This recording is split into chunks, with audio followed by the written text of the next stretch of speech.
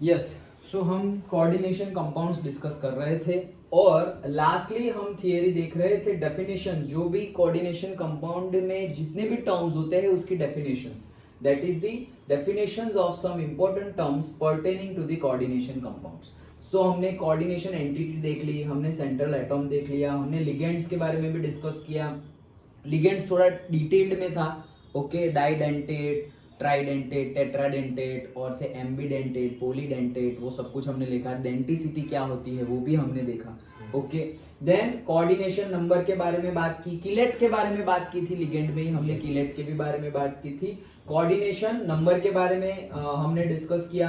Then coordination sphere के बारे में हमने डिस्कस किया, जो भी हमारा वो पर्टिकुलरली जो ब्रैकेट है, the central atom ion and the ligands attached to it are enclosed in a square bracket and is collectively termed as the coordination sphere. तो उसके बारे में भी हमने बात किया। Coordination polyhedron, different different figure structure बनेंगे, ओके, डिफरेंट डिफरेंट से हमारे पास साइड्स बनेगी, साइड्स तो नहीं बोलेंगे, सरफेस बनेगी, okay. So different different surface बनेगी और उसमें भी हमने याद रखने की ट्रिक भी देखी थी कि 6 अगर लिगेंड्स जुड़े हुए हैं तो हमारे पास है ऑक्टाहेड्रल, डन, ओके। और पर्टिकुलरली अगर हमारे पास 4 है तो हमारे पास 4 के लिए क्या था, 4 5 6 वैसे हमने डिस्कस किया था ना। तो यहाँ पर अगर 4 लिगेंड है तो अगर स्क्वायर और रेक्टेंगल दिख रहा है तो square planar, otherwise it is tetrahedral. और अगर 5 लिगेंड्स जुड़े हुए हैं, जैसे कि यहाँ पर 5 लिगेंड्स जुड़े हुए हैं, तो हमने डिस्कस किया था कि 2 आगे से दिख रहे हैं और 2 दिख रहे हैं और 2 नहीं दिख रहे, तो ये 2 दिख रहे हैं और ये 2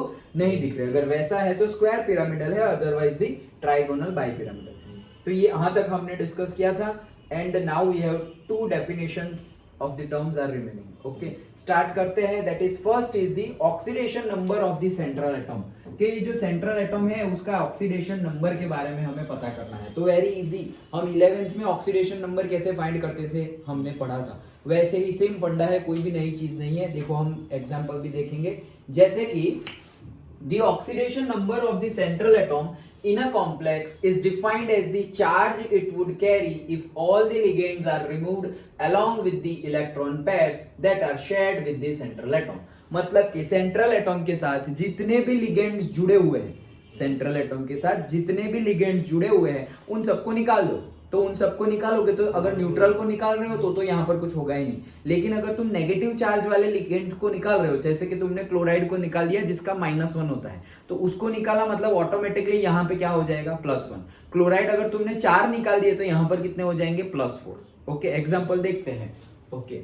चलो, the oxidation number represented by the Roman numeral in the parenthesis following the name of coordination entity। मतलब जैसे ही तुमने कोऑर्डिनेशन एंटिटी में मेटल को डिस्कस किया, मेटल को रखा, उसके साइड में नाम, नेमिंग अभी आगे हम देखेंगे, तो उसके साइड में डायरेक्टली तुम्हें पैरेंथेसिस में लिख देना है उसका ऑक्सीडेशन नंबर जो भी होगा, +1 +2। और वो कैसे लिखना है, रोमन नंबर्स में, 1 2 3 4 नहीं, रोमन नंबर्स में। हम जैसे स्टॉक नोटेशन हमने 11th में देखा था वैसे ही हमें लिखना है। For example oxidation number of copper, देखो यहाँ पर ऑक्सीडेशन नंबर कैसे ढूंढेंगे, तो हमें पता ही है ये पूरा का पूरा हमारा कोऑर्डिनेशन कंपाउंड है।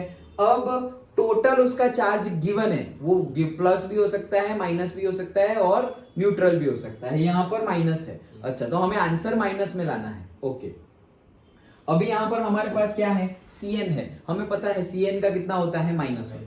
Cn का -1 होता है, तो Cn का अगर -1 है तो यहाँ तो 4 है, तो कितने होंगे, -4 होंगे। तो यहाँ पर हो जाएंगे कितने, -4, क्योंकि एक Cn का कितना होता है, -1, वैसे 4 है तो -4 हो गए, ओके। मुझे आंसर लाना है कितना, -3। तो यहाँ पर मैं क्या करूं जिससे कि -3 आंसर आए, तो मैं क्या कर दूंगा, +1 कर दूंगा। +1 -4, आंसर -3 आएगा। मतलब कि ये +1 जो मैंने किया वो किसका है, हमारे मेटल का ऑक्सीडेशन नंबर है, as simple as that, done, okay. यहाँ पर +1 करूंगा तभी तो -3 आएगा, और तो कुछ मैं लिख नहीं सकता, डन। तो +1 ऑक्सीडेशन नंबर हो गया, दैट्स इट। कॉपर का ऑक्सीडेशन नंबर हमें पता ही है, +1 होगा या +2 होगा कॉपर के लिए पर्टिकुलरली।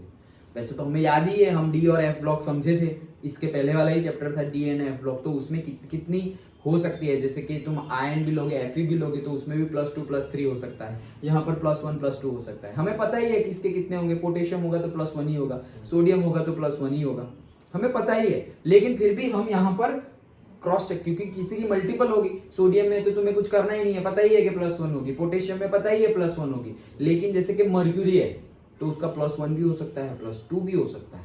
जैसे कि हमारे पास कॉपर है, +1 भी हो सकता है, +2 भी हो सकता है। आयन है, +2 भी हो सकता है, +3 भी हो सकता है। तो उनके लिए फिर पता करना पड़ेगा ना कि वो कैसे है, तो यहां से हम देख लेंगे। डन, सिंपल है। तो यही था हमारा ऑक्सीडेशन नंबर, समझ में आ गया? ओके, दूसरा कहीं पे देखना हो तो हम देख लेते हैं, मैं तुम्हें बता देता हूँ। एंड इज रिटन एज, देखो कॉपर के बाद हम क्या लिखेंगे 1, क्योंकि उसका +1 आया ना, तो ऐसे हम पैरेंथेसिस में 1 लिखेंगे। अगर दूसरा कोई एग्जांपल तुम्हें सिर्फ बताने के लिए मैं बताऊं तो से कोई भी कोऑर्डिनेशन कंपाउंड ले लो, जैसे कि ये ले लिया हमने, क्या ले लिया, कोबाल्ट En3+3। अभी ये जो En है वो हमने कल ही पढ़ा था, इथेन 1,2 डायमाइन था। ओके, तो वो तो न्यूट्रल है, उसका कोई चार्ज है नहीं, वो न्यूट्रल है, लेकिन न्यूट्रल के 3 तो 0 के 3 तो 0 ही होंगे। अभी तुम्हें आंसर कितना लाना है, +3 आंसर लाना है, इसका 0 है तो कोबाल्ट का कितना होगा, +3। डन, तो मिल गया ऑक्सीडेशन नंबर, सिंपल है। ओके, किसी का भी ऐसे निकाल सकते हैं हम, किसी का भी, जैसे कि ये रहा, ये रहा, तो देखो यहां पर हम निकालते हैं कोबाल्ट का ऑक्सीडेशन नंबर। तो यहां पर अगर हम कोबाल्ट का ऑक्सीडेशन नंबर निकाले, सबसे पहले हम लिगेंड्स ही देखने हैं। यहां पर कौन है, एमोनिया। एमोनिया तो न्यूट्रल होता है, न्यूट्रल होता है, वो 5 है तो 0 × 5 तो 0 ही होंगे। तो ये है मेरा क्या, 0, ये एमोनिया कितना है 0, तो 0 × 5 क्या हो जाएगा 0। देन यहाँ पर क्या है, क्लोरीन। क्लोरीन कितना होता है -1। डन, वो एक ही है तो -1 × 1 इज इक्वल टू, तुम्हें आंसर क्या लाना है +2। ये भाई साहब तो 0 ही हो जाएंगे, ये तो पूरा का पूरा 0 ही हो गया, क्योंकि 0 × 5 0। तो यहाँ पर तुम्हारे पास है क्या, सिर्फ -1 है, -1 × 1 -1। तुम्हें आंसर क्या लाना है, +2 आंसर लाना है, तो तुम्हें क्या करना, +3 करना पड़ेगा, क्योंकि अगर हम +3 करेंगे तो +3 -1 +2 आंसर आ गया। तो कोबाल्ट का ऑक्सीडेशन नंबर कितना आ गया, +3। सिंपल है, ऐसे ही ढूंढना है, समझ में आ गया? Okay, done. अभी एग्जांपल लेने की जरूरत नहीं, समझ में आ गया ना? ओके, चलो तो आगे बढ़ते हैं। तो ये हमने ऑक्सीडेशन नंबर की बात कर ली। हाँ, देन ऑक्सीडेशन नंबर के बाद now we have to discuss homoleptic and heteroleptic complex. Okay, क्या, होमोलैप्टिक एंड हेट्रोलैप्टिक कॉम्प्लेक्सेस। तो अगेन वेरी सिंपल, देखो डिफरेंट टर्म्स है, लेकिन तुम समझ लोगे तो फिर कुछ भी लिख दोगे तुम, मतलब जो लिखना है वो लिख ही दोगे तुम। क्या है ये होमो, मतलब हमें पता है होमो मतलब सेम होता है, उसको हम होमो बोलते हैं। तो ये सेम है, मतलब क्या कि एक हमारे मेटल के साथ सेम लिगेंड जुड़े हुए हैं, तो वो होमो हो गया है यार। और अगर ज्यादा जुड़े हुए हैं, एक से ज्यादा अलग अलग जुड़े हुए हैं, कि कोबाल्ट के साथ सपोज 3 क्लोराइड जुड़े हुए हैं और 3 एमोनिया जुड़े हुए हैं, तो ये होमो नहीं हुआ, हेट्रो हो गया। डन, और सारे के सारे एमोनिया जुड़े हुए हैं, सारे के सारे क्लोरीन जुड़े हुए हैं, तो वो होमो हो गया। सिंपल है, वही चीज है। Complexes in which a metal bound to only one kind of donor groups, जैसे कि देखो यहाँ कोबाल्ट के साथ 6 एमोनिया जुड़े हुए हैं।